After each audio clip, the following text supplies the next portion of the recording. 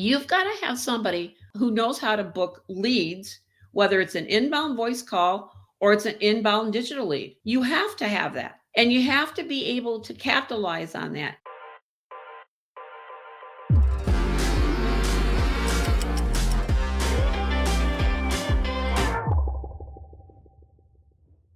Hello, everyone, and welcome to another episode of Home Service Hustle. I'm your host, Jonathan Bannister, and I am here with a new friend of mine, Lynn Wise. And Lynn is the owner and founder of Contractor in Charge, amongst other things. Lynn, welcome to the show. I'm so excited to start talking to you. Jonathan, thanks for having me today. I'm looking forward to our discussion. So, Lynn, I got to spend some time with you, a couple days with you, a couple weeks back in Tampa. Got to know you a little bit, but tell us the story of how Lynn got into this home service space. Oh, Lord. So I was the ripe age of 18 and had graduated from high school, and the local plumbing and heating company was hiring a dispatcher. Guess who that was? That was Me. you. So after working in as a dispatcher, CSR dispatcher, if you will, at the time, what I learned really quick is that I didn't know anything and that I had to learn something, or I was going to have about 14 plumbing and HVAC guys run over me every day. So that started the lifelong pursuit of understanding what this industry was all about, from what we sell, how we sell it, why we sell it, to include learning the operations. I became an owner operator in that business. I exited that business in 1989. Okay. So that'll tell you how old I am. And I left and I went and I worked for corporate America for about 25 years. So I worked for Ameritech, which would have been a Baby Bell. So if you're familiar with the AT&T breakup back in the 90s, that was the AT&T breakup. And I then was recruited by IBM to work in the software space to sell to telecommunication companies. Retired, did a couple of businesses. I've owned about 7 businesses. I'm one of those people. And what I had, though, was an idea in 1989 when I left the industry, was to centralize administrative services, things like bookkeeping, answering phones, shopping insurance quotes, checking on new vehicles, doing purchasing, etc. I didn't do it.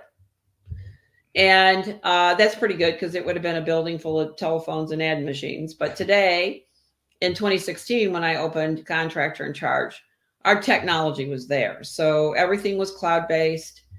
I always say we were remote when it wasn't cool. So we were virtual from day one, starting in 2016. So when COVID happened, we just kept on percolating.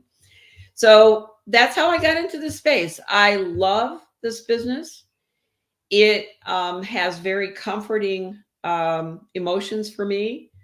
It's where I learned how to be a professional. I learned how to sell. I learned how to run operations. I learned numbers. I did all those things in those early years.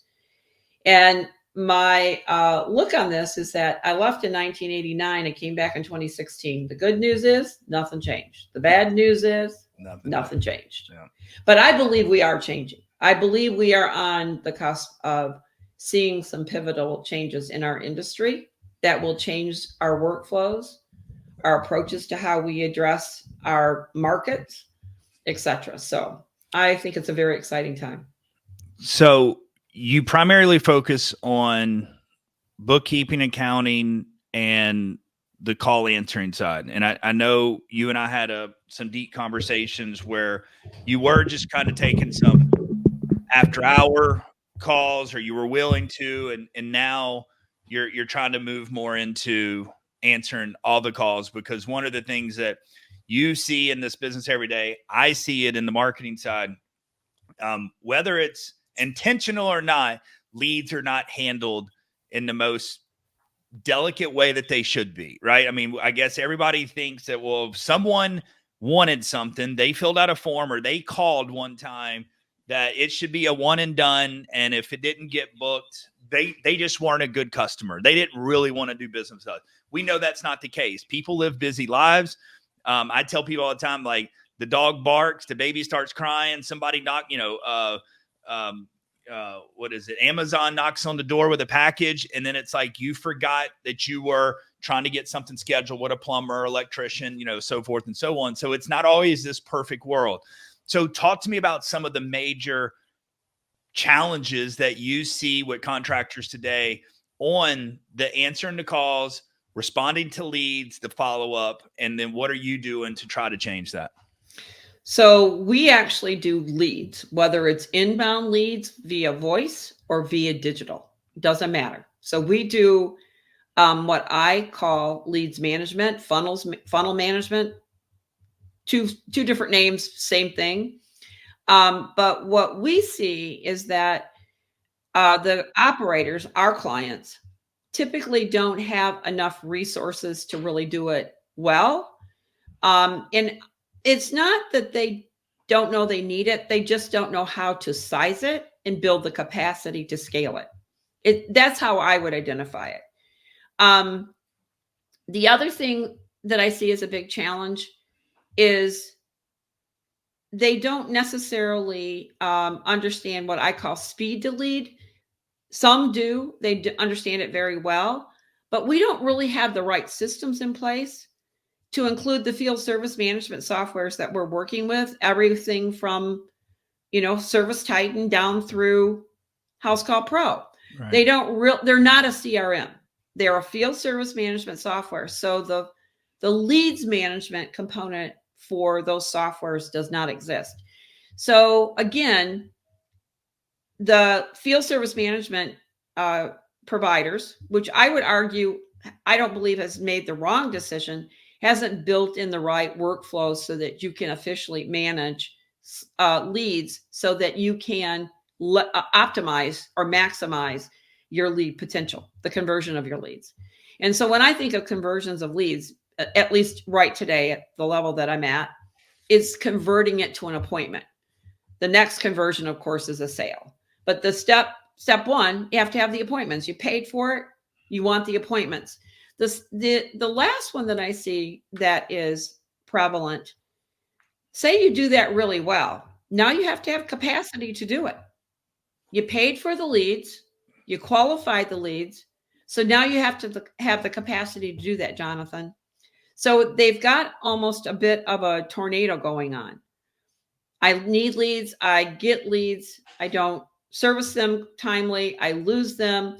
I service them timely, or those that I do service timely, I don't have the capacity to fulfill converting them to a sale. So it's a tornado, to be honest with you. What, I feel like if I were to ask some contractors right now, like, oh, you have an after hours call center. Why? Well, because I don't have the staff answering the phones after hours.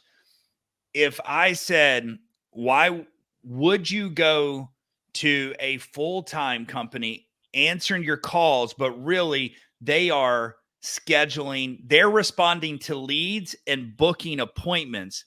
Their job, their success is built off of making sure that those leads actually get booked.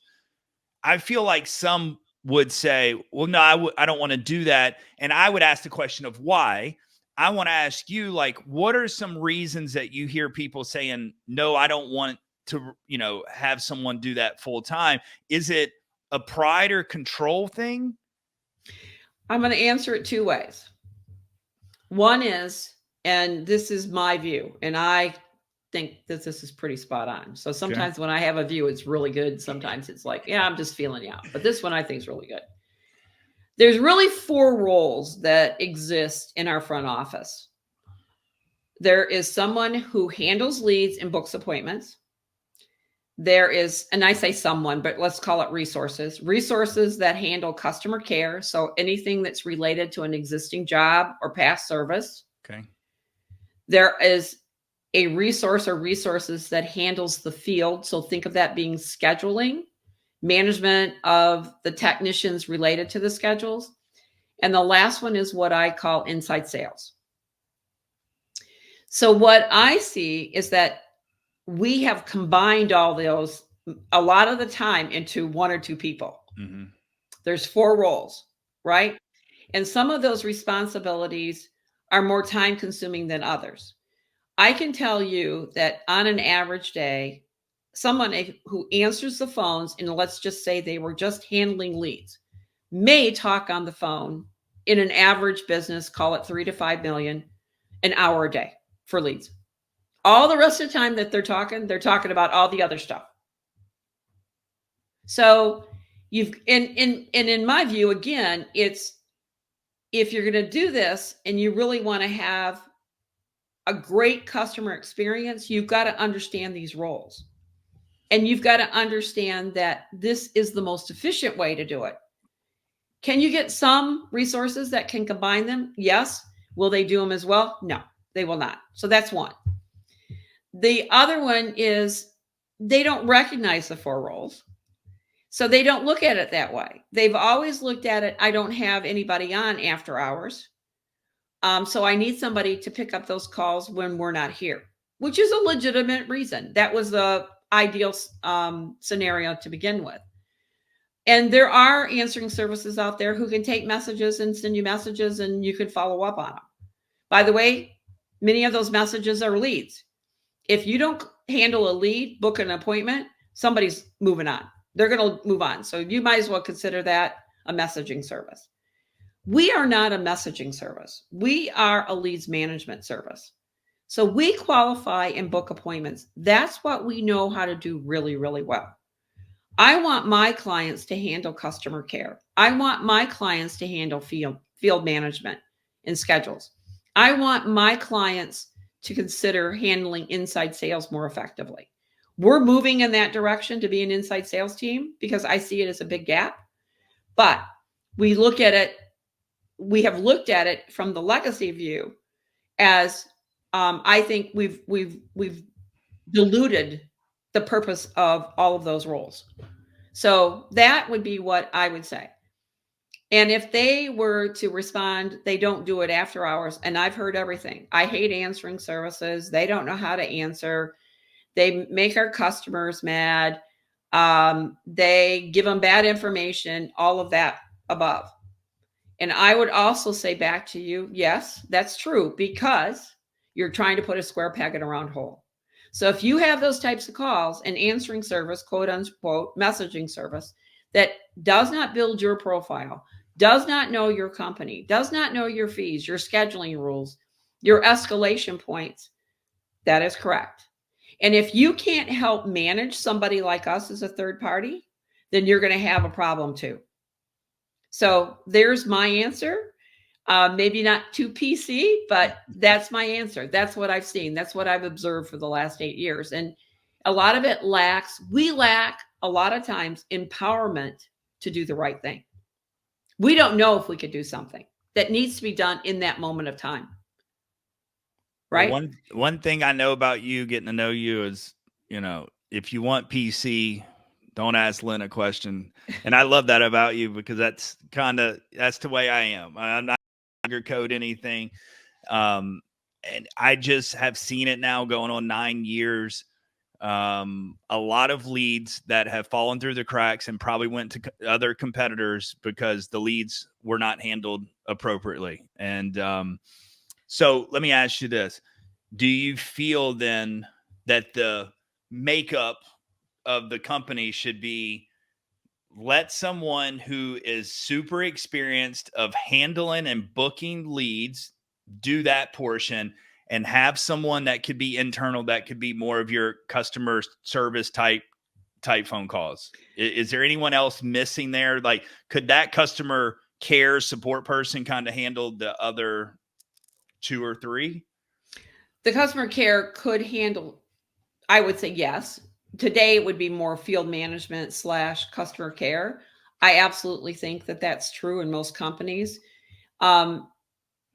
We've been collecting statistics on calls for 8 years. What I can tell you with pretty much data-driven certainty, that only about 25 to 30% of your call volume are leads.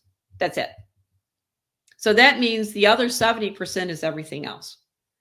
So if you imagine you've got 1 or 2 people and they're working 70% of their time on everything else, leads become, I'm not going to say not handled right, because that's not accurate, but they certainly aren't handled with the attention that they should be, not to drive the customer experience. And so what I have learned, and I'm sharing this, I didn't know this when I started this business, because when I started Contractor in Charge, I was going to run it just like an operator.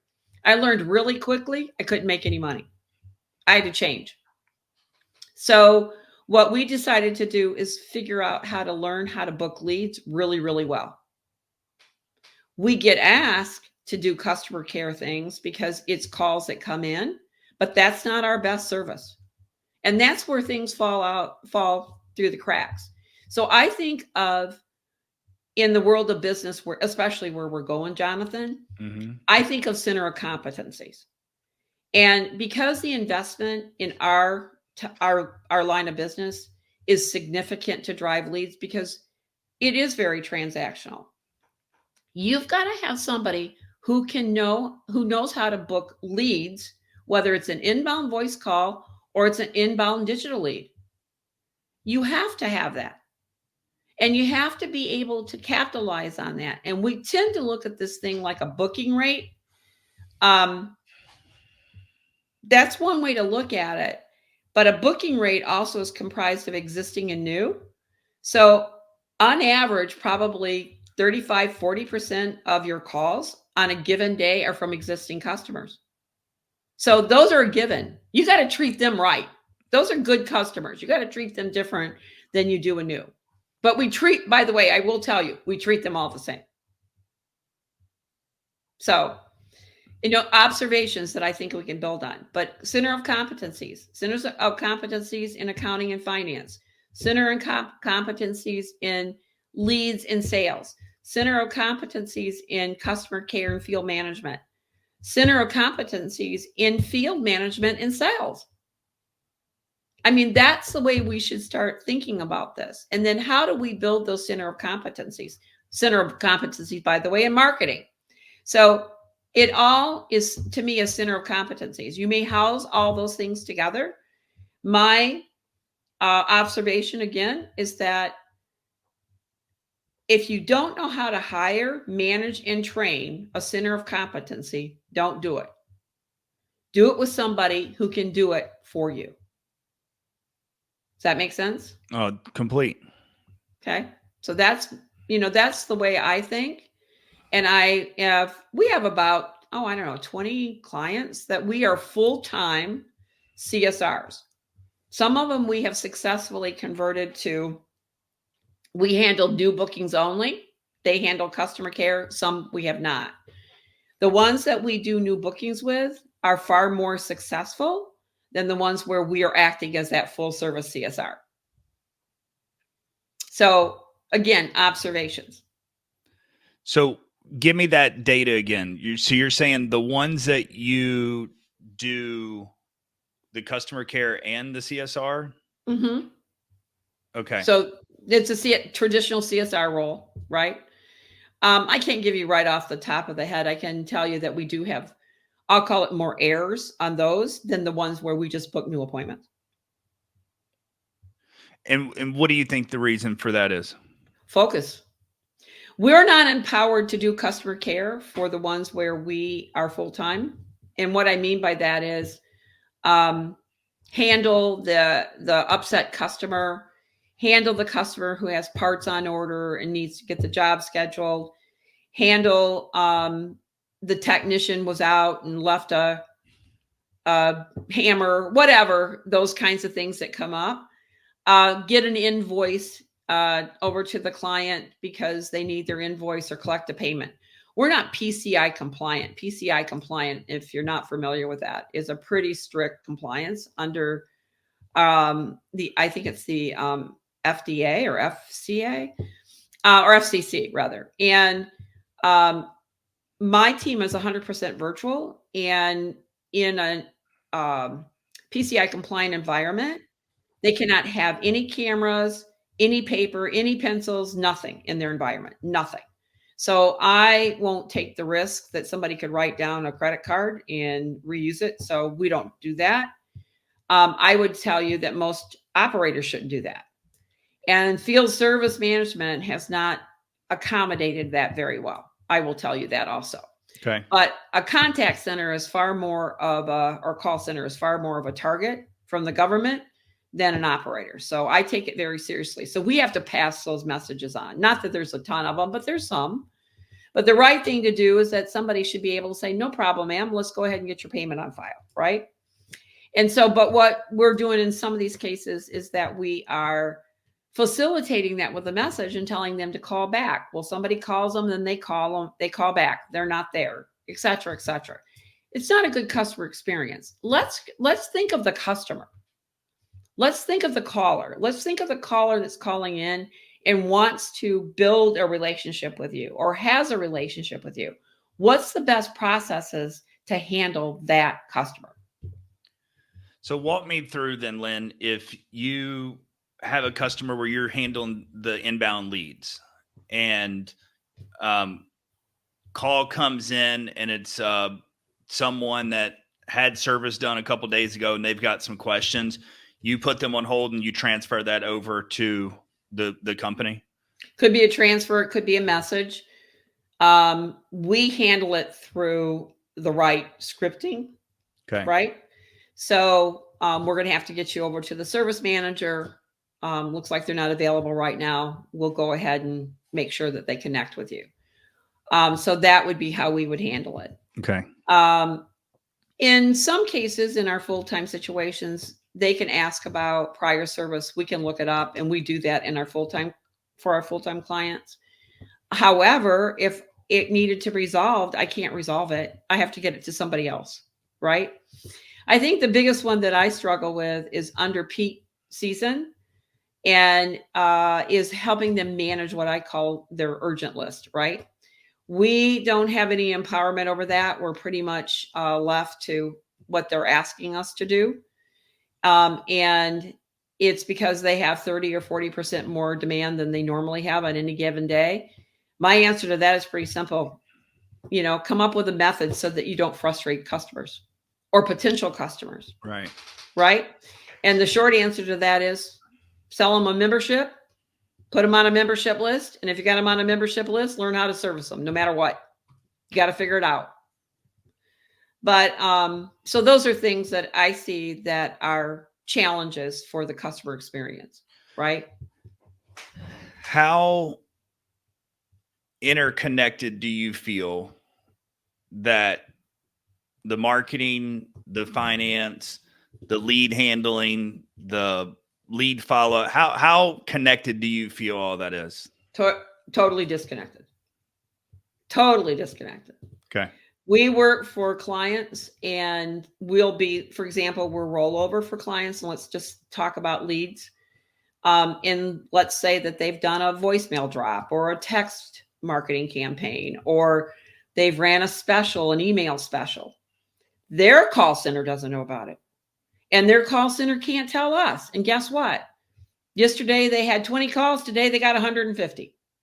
What am I supposed to do with that? I can't. And neither can they. So it needs to be done properly so that the customer experience, again, plan on how you're going to do that. Manage your leads so you don't get 150 calls. Maybe you get 30 today and 30 tomorrow and 30 the next day. Does that make sense? Yeah, absolutely. Related to, finance and all this, the only time that it really kind of hits home is when we do a KPI review at the end of the month of the financial spend. And it's like, well, you spent 5% last month on marketing. This month you spent 12. Why? Right? And sometimes they don't know the answer. And usually it's because my board's empty. And so again, coming back to leads, Jonathan, this is where you guys could really, really help clients. Is this should be a consistent method and process in your business. Every day, every week, every month, you're marketing. You have marketing strategies for both existing customers and new customers. And you have to have that mix. And by the way, if you do that strategically versus doing on a reactive basis, your board will be full. Correct. Yeah, we just sent a text message blast out yesterday for a newer client. First one we've ever done, first one they've ever done.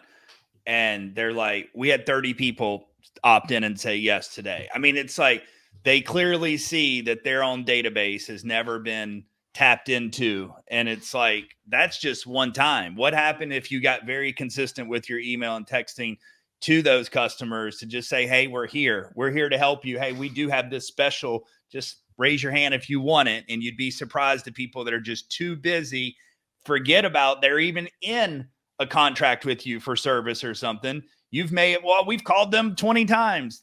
It may not be the best means of communication with them. You need to find out what is. It may be text messaging.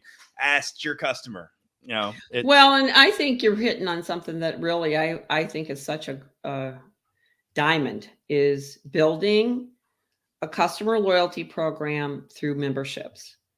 And as all customers that you're working with, but certainly this group of customers, they need to be nurtured. And those things are everything from just a hello. Maybe it's just a phone call. It's a follow-up call to make sure that they are aware of the benefits that they've bought right after they bought it. It's simple little gifts like cookies. It's text messages to remind who you are and what you do. It could be a community message type text message. It doesn't have to be something you're marketing to them per se, selling to them, but they are absolutely the keys to your doors. That's right. It lowers the cost of acquisition. It puts them in a better position under peak demand. Obviously, if they've got a membership, guess what? They have a go-to service provider. They don't have to keep calling around. So there's real values that we can sell beyond the fact that we're going to get in and visit them every, maybe twice or once a year, and, keep an eye on when they need a system. System might be the big kahuna, but it's also the end of a lot of things. That's right. You sell them a new system, you're kind of done. They don't really need you for a while. Right? That's right. They don't need you for a while. So you got to find another reason to stay in front of them. Right? So we're to the end of time. I've got a couple more things. I definitely want to have you back, Lynn. I want to talk next time about your book, build it, grow it, sell it. I also want to talk financing and bookkeeping a little more with you. Like, what are some of those things that people struggle the most with, and why they should, consider a third party to help them. I want to wrap this up with what I call our rapid fire questions. So I'm going to throw some questions out and you kind of hit me with the first things that pop in your head. Lynn's childhood hero. My grandfather. Beach or mountains? Mountains. She lives in Tampa, part of the time of her life. But we won't talk about that. What famous person would you invite to dinner? They could be dead or alive. Famous person that I would invite to dinner would probably be Jack Kennedy. Is that the dad, right? Jack Kennedy was the president. Yeah. Okay. Yeah. What is the most adventurous thing that Lynn's ever done? Oh man. Probably played an amazing golf course called Arcadia Bluffs in Michigan. I don't know if that was the most adventurous, but it was certainly the most. It was beautiful. Pleasurable. Yes. Pleasurable. Yeah. What's something surprising that most people don't know about you? I was a New Year's mother in 1981. Our daughter was born as the first baby in the county that we lived in. Oh, that's awesome. Mm-hmm. If you had to make a sudden career change, what would Lynn be doing? I would probably be an artist. And does Lynn believe in aliens? I believe in something. I don't know if it's an alien, but I believe in something. You don't think we're the only thing out there? The universe is too crazy. There has to be something out there. There has to be. Yeah. Lynn, thank you so much for coming on the show. We will definitely have you back, and hopefully we'll be making some big announcements soon of how we're going to help this industry even more. So thank you so much. Thanks, Jonathan. I really enjoyed it. Thank you.